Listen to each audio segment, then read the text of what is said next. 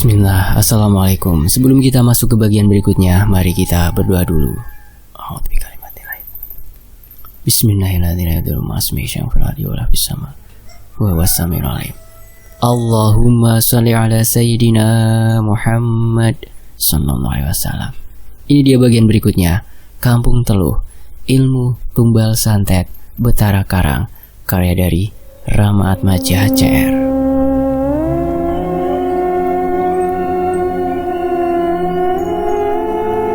Kau sudah sadar, Man? Ini, minum dulu, perintah Umi. Lalu, Jum'an pun meminum segelas air dan langsung bertanya, siapa yang membawaku ke sini? Kami, A.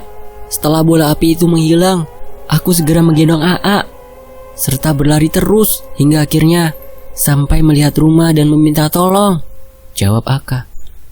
Oh, terima kasih ya telah mau menggendongku.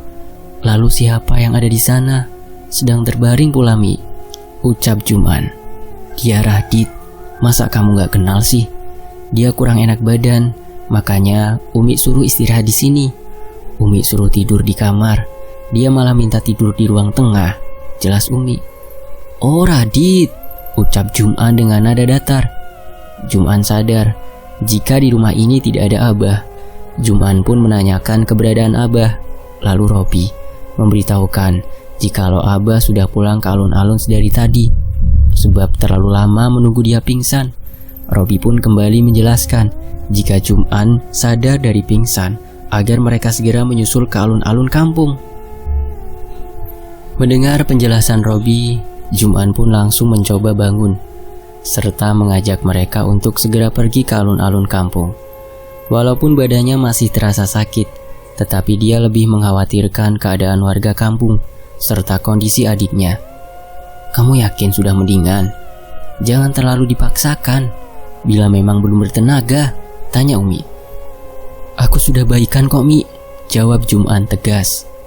Jum'an, Robi, Aka dan Iki pada malam itu bergegas ke alun-alun.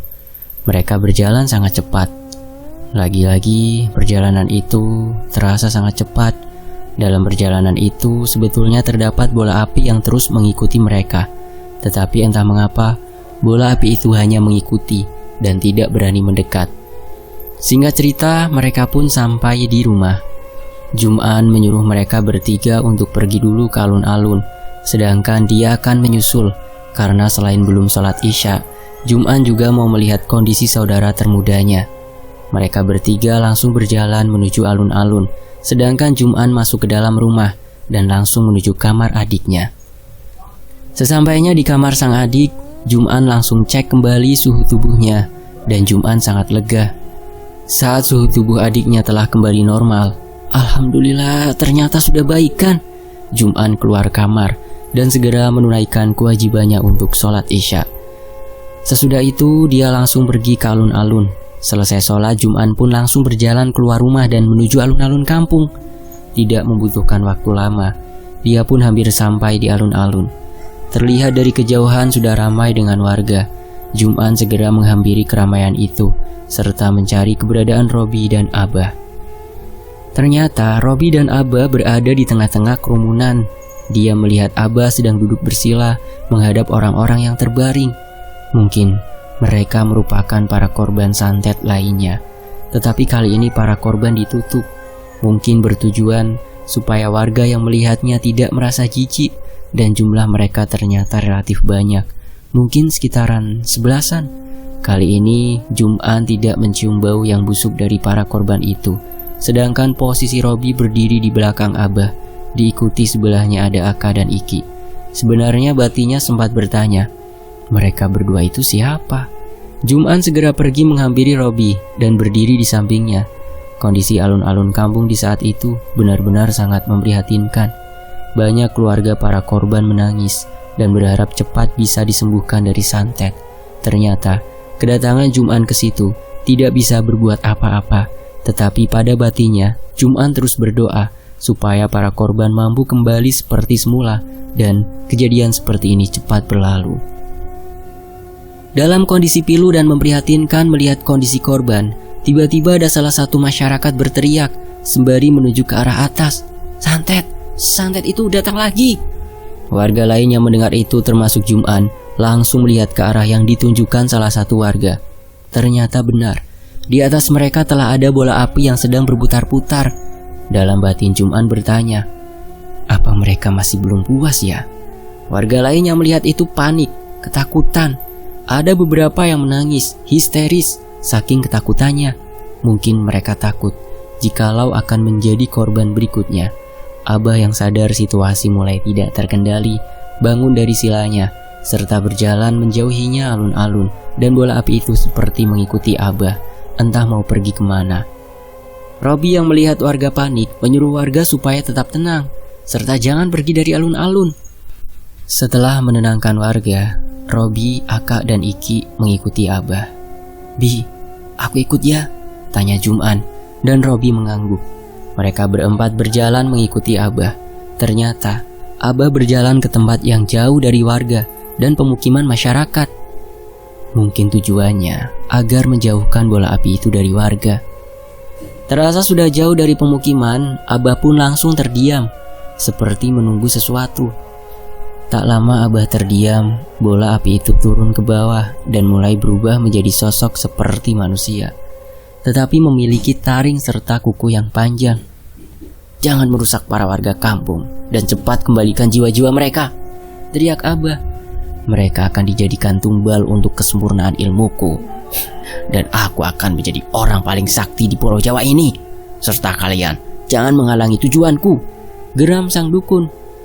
Aku akan ikut campur bila kamu terus melakukan teror seperti ini, ancam Abah. Manusia sialan, aku akan membuat perhitungan dengan kalian bila ilmu ini telah sempurna. Hahaha, teriak sang dukun diiringi tawa. Abah tak meladeni percakapan dukun itu, tetapi secara tiba-tiba kembali muncul cahaya putih yang sangat menyilaukan mata. Ternyata cahaya itu bersumber dari tubuh Aka dan Iki. Seketika penglihatan Jum'an memutih semua dan tidak mampu melihat apapun. Seperti di peristiwa di pondok, cahaya itu hanya muncul beberapa detik saja dan menghilang secara perlahan. Setelah cahaya itu menghilang, sosok dukun yang menyerupai setan itu ikut hilang. Begitupun Aka dan Iki. Jum'an bertanya kepada Robi, kemana Aka dan Iki? Tetapi Robi hanya tersenyum, dan Abah pun menyuruh mereka berdua agar cepat kembali ke alun-alun. Ketiganya kembali ke alun-alun, dan sesampainya di alun-alun, Jum'an melihat beberapa wajah dari para warga yang tampak bahagia. Jum'an pun bertanya ke salah satu warga, mereka kenapa, Mang? Telah ada yang sadarkan diri dan tubuhnya kembali normal, Jang, jawab orang itu. Jum'an yang mendengar hal itu merasa ikut bahagia. Walaupun tidak semuanya kembali normal, tetapi dalam hatinya berbicara, alhamdulillah, ini mungkin awal kesembuhan mereka semua dan akhir dari teror ini. Dalam kebahagiaan itu, tiba-tiba Abah berpesan kepada seluruh warga, aku akan pulang dulu untuk memikirkan solusi dari duduk perkara ini. Kalian tolong saling bantu dengan warga lain bila ada salah satu dari kalian mengalami hal seperti ini lagi. Jum'an yang sudah mulai senang saat mendengar ucapan Abah tiba-tiba balik berpikir, hah? Ternyata belum berakhir? Sebelum Abah pulang ke pondok, beliau sempat berbicara kepada Robi. Entah apa yang dibicarakannya. Setelah berbicara dengan Abah, Robi pun datang menghampiri Jum'an. Sebetulnya Jum'an ingin sekali bertanya, namun Robi menjelaskan sesuatu. Kita sabar saja dulu, sampai ayahku dapat menemukan solusinya. Kita cuma bisa berdoa dan membantu menenangkan warga. Mendengar penjelasan Robi seperti itu, Jum'an pun mengerti. Malam itu Jum'an dan Robi bersama warga lainnya berjaga dan saling mengobrol satu sama lain. Singkatnya, ketika siang hari, Jum'an, Robi, dan Umi sedang mengobrol di rumah Jum'an. Lalu mereka kedatangan banyak tamu, yang tak lain mereka adalah teman-teman ngajinya. Akan tetapi, kedua anak Abah dan murid yang bernama Radit tidak ikut. Assalamualaikum, serentak para temannya mengucap salam. Mereka yang berada di dalam rumah pun menjawab salam tersebut. Kalian, sini masuk. Ada perlu apa sampai ke sini? Tanya Jum'an mempersilahkan. Abah menyuruh kami membantu para warga, namun harus menemui kamu dan Robi agar tahu apa yang harus dikerjakan, jelas Edo. Jum'an merasa senang karena ada temannya yang ikut membantu dan sempat berpikir, apa Radit masih sakit ya? Tetapi dia berpikir positif dan tidak terlalu mempermasalahkan kehadiran Radit. Mereka pun mengobrol panjang, membahas apa yang harus mereka lakukan untuk membantu para warga. Tak lupa, Umi Zainah menyuguhkan mereka air dan makanan, lalu ikut mendengarkan perbincangan. Hari itu Jum'an dan temannya membantu para warga, lantas menenangkan para keluarga korban. Benar seperti yang Abah bilang, ternyata santet itu masih mengenai beberapa warga lain. Teman Jum'anlah yang pertama kali melihat kondisi mereka merasa sedikit jijik dan ada yang sampai muntah. Karena itu adalah tugas kemanusiaan juga. Jadi mereka pun melakukannya dengan ikhlas dan tak mengeluh sama sekali. Ketika malam, mereka dan para warga mengadakan pengajian bersama. Di hari pertama, Abah pun belum datang ke alun-alun. Hari kedua melakukan kegiatan yang sama dan Abah masih belum datang ke alun-alun. Begitu seterusnya selama 6 hari.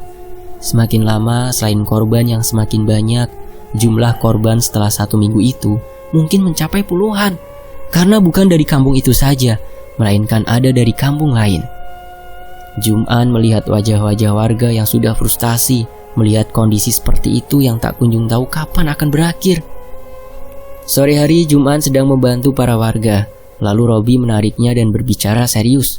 Malam ini kamu ikut ya? Ikut kemana? Tanya Jum'an. Ke hutan yang pernah aku tunjukkan untuk menyelesaikan semua masalah ini, jelas Robi. Jum'an hanya bisa mengangguk, tanda setuju. Walaupun sebenarnya dia merasa takut, dan sekalipun dia ikut, Jum'an merasa tak akan bisa membantu apapun. Akan tetapi karena Robi sudah mengajaknya, dia pun harus ikut. Singkatnya, setelah selesai sholat Isya, Jum'an dan Robi pergi ke hutan mati. Robi tak menceritakan soal itu kepada teman-teman yang lain. Sepanjang perjalanan, tak ada percakapan apapun. Namun hatinya hanya bisa bertanya-tanya, akan terjadi apa di sana? Lama perjalanan, akhirnya Jum'an sampai di sebuah saung. Di dalam saung ada Abah serta Akak dan Iki. Keduanya mengucap salam, lalu dijawab salam oleh ketiganya. Kemudian Abah bertanya, Pi, bagaimana keadaan kampung? Robi pun menjelaskan keadaan kampung. Setelah mendengar penjelasan dari Robi, raut wajah Abah memerah seperti marah. Semoga malam ini masalahnya bisa kita selesaikan. Namun kita harus menunggu mereka saling berkelahi terlebih dahulu. Jum'an yang tidak tahu apa-apa hanya bisa mendengarkan pembicaraan. Ingin rasanya dia bertanya alasan dirinya diajak ke hutan. Karena melihat muka Abah yang sedang kesal, Jum'an pun tak berani bertanya. Lalu tiba-tiba Abah melihat ke arah Jum'an dan raut mukanya kembali seperti biasa. Jika mau bertanya, tanyakan apa yang kamu tahan di dalam hati, ucap Abah. Hehe, alasan aku diajak ke sini, Bah. Lalu yang Abah maksud dengan mereka berkelahi itu siapa? Aku mengajakmu ke sini agar semua pertanyaanmu dapat terjawab. Mereka yang berkelahi itu para manusia yang berlomba untuk menjadi juara. Mereka akan saling membunuh untuk menyingkirkan saingannya. Inilah bahayanya tipu daya setan. Apa yang akan kamu lihat nanti, semuanya itu nyata, jelas Abah. Abah terus menjelaskan semuanya dan memberitahu banyak hal. Banyak ilmu dan pengetahuan yang Jum'an dapatkan di malam itu. Abah pun menjelaskan kepadanya bahwa Akak dan Iki merupakan sebangsa jin, namun mereka berdua adalah jin yang baik. Selesai menjelaskan banyak hal, Abah pun mengajak mereka berjalan menuju ke tengah hutan. Baru mau memasuki hutan, terdengar suara seperti orang berkelahi. Apa kamu dengar suara itu, Man? Tanya Abah. Iya dengar, Bah, jawab Jum'an. Itu perkelahian mereka. Ketika kita masuk ke dalam hutan, mereka akan sadar kalau kita adalah ancaman bagi mereka. Dan kamu harus fokus, karena bisa saja mereka menyerangmu secara mendadak, dan itu dapat melukaimu. Yakinkan dirimu untuk melangkah masuk ke dalam hutan, seru Abah. Abah yang sudah memperingatkan hal seperti itu membuat Jum'an menjadi sangat waspada dan sangat berhati-hati. Tak ada sedikit pun rasa takut jika memang benar mereka menyerangnya. Akhirnya mereka masuk ke dalam hutan itu. Ketika mereka memasuki hutan, suara perkelahian itu mendadak hilang bahkan tak ada satupun suara binatang. Jum'an melihat banyak manusia yang terkapar. Dia tak dapat memastikan apa mereka masih hidup atau sudah mati. Semakin Jum'an masuk ke dalam, dia merasa seperti ada yang memperhatikan mereka, seperti sedang mencari kesempatan untuk menyerang. Lamanya Jum'an berjalan dengan diawasi sesuatu yang entah itu makhluk apa. Abah yang berada paling depan menyuruh berhenti. "Tutup mata kamu, Man." Jum'an menuruti perkataan Abah, dan tak lama Abah memintanya membuka mata. Ketika Jum'an membuka mata, dia benar-benar lemas. Setelah melihat banyak manusia yang dengan kondisi yang sangat mengenaskan, seperti sudah disiksa terlebih dahulu. Jum'an yang melihat pemandangan itu langsung mengeluarkan air mata, karena masih ada manusia yang tega dan berani melakukan hal keji semacam itu. "Kamu harus kuat, Man. Mereka adalah para korban yang sudah dijadikan tumbal. Tugasmu membebaskan mereka dan lepas semua tali-tali yang mengikat tubuh mereka," teriak Abah. Setelah Abah berbicara seperti itu, tiba-tiba muncul beberapa sosok yang menyeramkan. Tubuhnya seukuran manusia biasa, memiliki taring, kuku panjang, rambut panjang sampai ke tanah, lidah yang menjulur, mulut yang penuh berlumuran darah, dan mata yang merah menyala. "Jangan berharap jika kalian masuk ke sini bisa keluar dengan selamat," teriak dukun itu. Abah tak bicara sepatah kata pun, namun tampak dari raut wajahnya begitu sangat amat kesal. Namun beda halnya Aka dan Iki. Mereka berubah menjadi seekor harimau, lalu meloncat ke arah para dukun itu dan langsung memakan kepala mereka. Melihat sebangsanya dibunuh oleh harimau, mereka pun memberikan perlawanan, dan seketika tempat itu menjadi area pertempuran. Jum'an dan Robi hanya melihat, namun tiba-tiba Robi menepuk bahu Jum'an. "Ayo, kita punya tugas lain." Jum'an pun tersadar bahwa tugasnya melepaskan ikatan para korban dan membawa mereka pergi. Jum'an dan Robi pun berlari ke arah para korban yang sedang digantung. Dengan berderai air mata, tak kuasa melihat kondisi mereka. Jum'an melepaskan satu persatu tali yang mengikat mereka. Ketika Jum'an melepaskan tali yang mengikat mereka, dia tak mendengar suara apapun. Namun terkadang ada yang bersuara lirih seperti minta tolong. "Tolong bebaskan kami sudah tak kuat." Dalam batinnya bertanya, apakah mereka akan hidup dan masih bisa diselamatkan?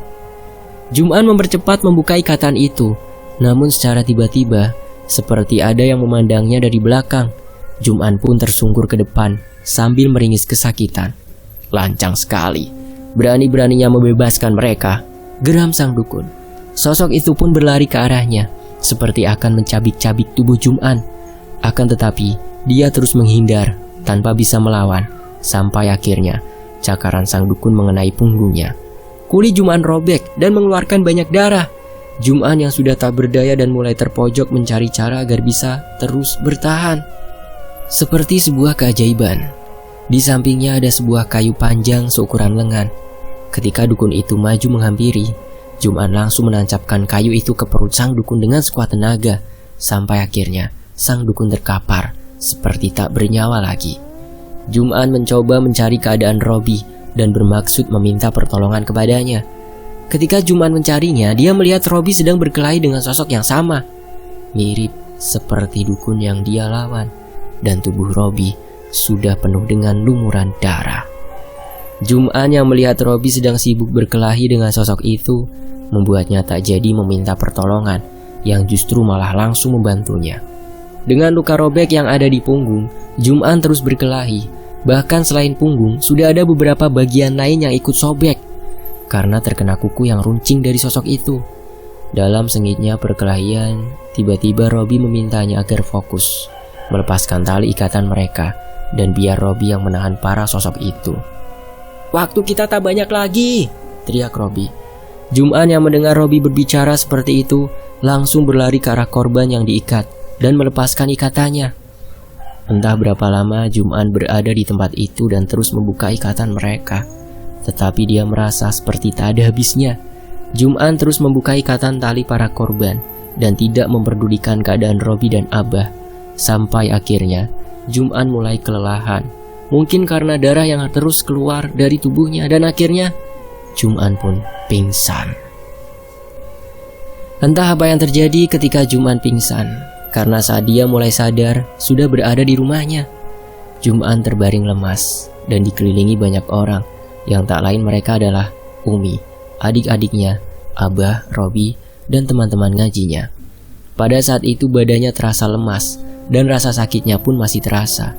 Jum'an belum bisa mengucapkan sepatah kata pun. Dia cuma bisa menggerakkan kedua bola mata. Dalam kondisi yang seperti itu, Abah mengusap wajahnya dari kening sampai dagu. Seketika, perlahan tubuhnya mulai bisa digerakkan lagi.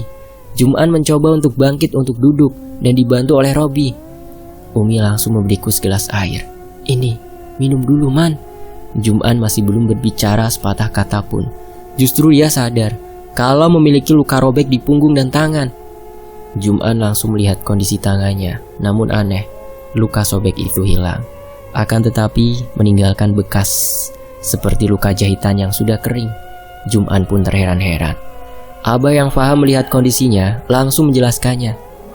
"Apa yang kamu alami tadi itu nyata. Untuk saat ini semuanya sudah berakhir." Lalu setelahnya, salah satu adik Jum'an membawakan sebuah pakaian yang berlumuran darah dan memperlihatkan kepadanya. Pakaian itu ternyata yang Jum'an kenakan ketika tadi berada di tengah hutan. Lalu Robi pun menjelaskan bahwa semua warga sudah baik-baik saja dan teror dari dukun itu sudah hilang karena Abah berhasil mengalahkan mereka. Akan tetapi tidak semua para korban selamat. Ada korban yang meninggal, tetapi bersyukurlah para korban yang meninggal tidak disertai kondisi yang mengenaskan atau tidak mengalami keadaan tubuh yang terkena santet. Jum'an yang mendengar itu langsung meneteskan air mata, tak kuat menahan pilu karena mendengar berita itu dan seperti ada penyesalan karena di saat dia memiliki tugas untuk melepaskan tali, Jum'an malah pingsan. "Tak perlu merasa bersalah, kita sudah berusaha sekuat tenaga," lirih Abah. Robi pun memberitahu satu berita sedih lagi, bahwa temannya yang bernama Radit telah meninggal dunia. Jum'an hanya bisa menangis tanpa mampu berucap. 3 hari setelah kejadian itu, Jum'an selalu mengurung diri di dalam rumah. Setelah keadaannya mulai pulih, dia kembali beraktivitas seperti biasanya. Jum'an sempat bertanya kepada Abah tentang para dukun itu. Mereka benar-benar sudah lenyap atau kemana? Abah cuma menjelaskan singkat. Mereka semua mati dengan keadaan ditolak bumi dan akhirnya menjadi budak iblis. Dan kisah ini selesai, tamat. Tentang luka sobek yang Jum'an dapat, itu memang nyata. Namun jika dijelaskan kenapa bisa sembuh dengan cepat, pasti kalian tidak akan percaya karena penjelasannya di luar logika manusia. Sampai saat ini, bekas luka itu masih ada. Mungkin kalian mendengar cerita ini ada beberapa yang memiliki pertanyaan. Jika Abah tahu mereka dukun yang mencari ilmu hitam dan akan meminta tumbal, kenapa tidak dicegah? Sebetulnya Abah sudah melarang mereka dan sempat menasihati mereka. Abah adalah orang yang tidak suka dengan kekerasan. Bukannya ilmu hitam dapat dilawan? Ya memang bisa, tapi masalahnya yang dihadapi Abah itu bukan satu orang. Dan biarkan apa yang tak bisa dijawab dengan logika manusia tetap menjadi sebuah misteri. Dan kisah ini selesai. Sampai jumpa di kisah lainnya hanya di Tony FS. Saya pamit, wassalamualaikum warahmatullahi wabarakatuh. Alhamdulillah.